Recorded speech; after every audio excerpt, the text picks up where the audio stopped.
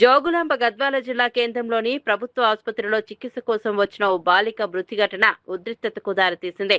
ఎర్రవల్లి గ్రామానికి చెందిన 17 ఏళ్ల హిందూ అనే విద్యార్థిని కడుపు నొప్పితో ఆసుపత్రిలోకి తీసుకొచ్చినట్లు కుటుంబ సభ్యులు చెప్పారు. వైద్యులు అపెండిక్స్ శస్త్రచికిత్స అవసరమని చెప్పి ఆపరేషన్ థియేటర్లకు తీసుకెళ్లారని తెలిపారు.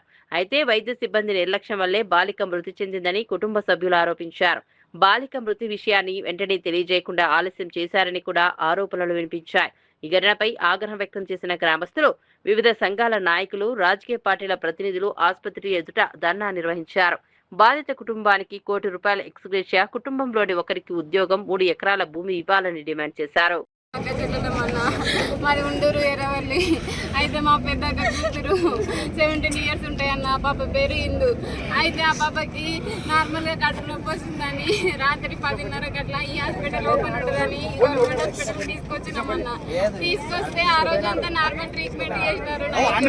సెలెన్స్ పెట్టినారు, ఇంజెక్షన్స్ చేసినారు. ఇంజెక్షన్ చేసి సెలెన్స్ పెట్టి అదే ఆ రోజు రాత్రి అవన్నీ తీయడానికి ఎవరు లేరు, ఎక్స్రే తీయడానికి ఎవరు లేరు. మీరు అందరు ఇంటికి పోయినాక వచ్చినారు. ఎమర్జెన్సీ వస్తే కూడా అసలు ఏం తీయలేదు. మాకు మార్నింగ్ తీస్తాం, మేము 9 గంటలకు తీస్తాము అని చెప్పినారు. సరేలే అని చెప్పి అవన్నీ ఎక్కించుకున్నాము, సూదులు పెట్టించుకున్నాము. పిల్ల అంతా ఆగమైంది, అంతా కుచ్చి పెట్టినారు సార్. తర్వాతకి ఏం చేసినారంటే పొద్దున 9 అవుతుంది. అప్పుడు ఈసీజీ అవి తీపిస్తే అవి కూడా చక్కగా రాలేదన్నారు. మళ్ళీ మీరు బయట పోయి తీసుకురా, నన్ను బయటకి రెఫర్ చేస్తే ఆడ రాసిస్తే చిట్టి మేము తీసుకొని పోయి బయట పోయి సిటీ స్కాన్ చేయించినాము, ఈసీజీ చేయించినాము, బ్లడ్ టెస్టులు చేయించినాము సార్. అన్ని చేయించినాము, మొత్తం బాడీ స్కాన్ కూడా చేయించినాం సార్. మొత్తం చేయించి రిపోర్ట్లు వాళ్ళ చేతిలో పెట్టినాము. పెట్టిన తర్వాత వాళ్ళు రిపోర్ట్లు 11:30, 12:30 అట్లా అవుతుంటుంది. ఆ టైంలో ఆ మధ్యలో చూసి ఆ పాపకి అపెండిక్స్ ఉందమ్మా అని చెప్పినారు. నేను అడిగినా, నీమే భయపడుతుంది, మా అక్క భయపడుతుందని పక్కన నేనున్నా, నువ్వు భయపడద్దని చెప్పినాను. ఏమైంది సార్, ప్రాబ్లం ఏమైనా సీరియస్గా ఉందా అని అంటే, ఏం లేదమ్మా, మైనర్ సర్జరీ, చిన్నగా ఉంది. అపెండిక్స్ అంటే నీకు తెలుసు కదా, చాలా మందికి కూడా ఆపరేషన్స్ చేసినాము, మీరు ఈ హాస్పిటల్లో కూడా రెఫర్ చేసుకోవచ్చు, అడగవచ్చు అని చెప్పుకుంటారు. అడగండి, అంత కలిసి అందరికి బాగా అవుతుంది, మీకు కూడా చేస్తాం, మేము ఏ ప్రాబ్లం కాకుండా చేస్తాము అని చెప్పి రిపోర్ట్ తీసుకొని పోయినారు. తీసుకొని పోయి మళ్ళీ 2 అవర్స్ వెయిట్ చేసినాక 2 o'clock పాపని తీసుకొని రండి అని చెప్పినారు థియేటర్కి. తీసుకొని పోయినాము మేము. తీసుకొని పోయిన తర్వాత 2 hours ఆపరేషన్ అని చెప్పినారు మాకు. అప్పుడేమో ఏం ప్రాబ్లం లేదు, మంచిగా అవుతుంది అని చెప్పి లోపల తీసుకొని పోయినారు సార్.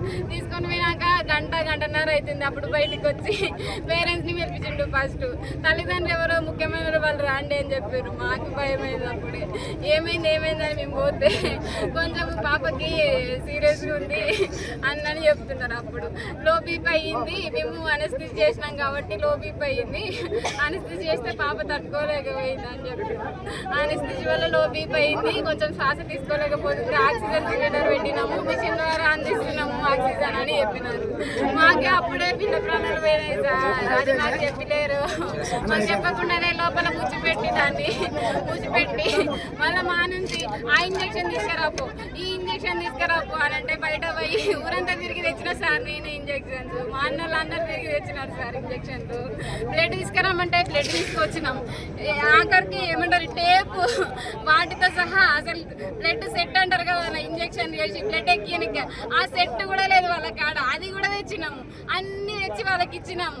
ఇచ్చిన తర్వాత ఒక 1 hour తర్వాత మళ్ళీ బయటకు వచ్చారు. ఏమైంది సార్ అని మా అమ్మ పోయి కాళ్ళ మీద పడితే, ఏం లేదు ఏం అతి చేస్తున్నారు అని చెప్పి మా అమ్మని పక్కకు దొబ్బితే దానికి కళ్ళు తిరిగి అది కూడా హాస్పిటల్ పాలైంది. అది కూడా మేము ఊకనే ఉన్నాము. అప్పుడు మా అన్నలు ఇంకా మా కాడికి లేదు. వచ్చిన తర్వాత ఏమైంది, ఒకరింకొకరు బయటకు వస్తున్నారు. వాళ్ళు ఒకరింకొకరు బయటకు వస్తుంది.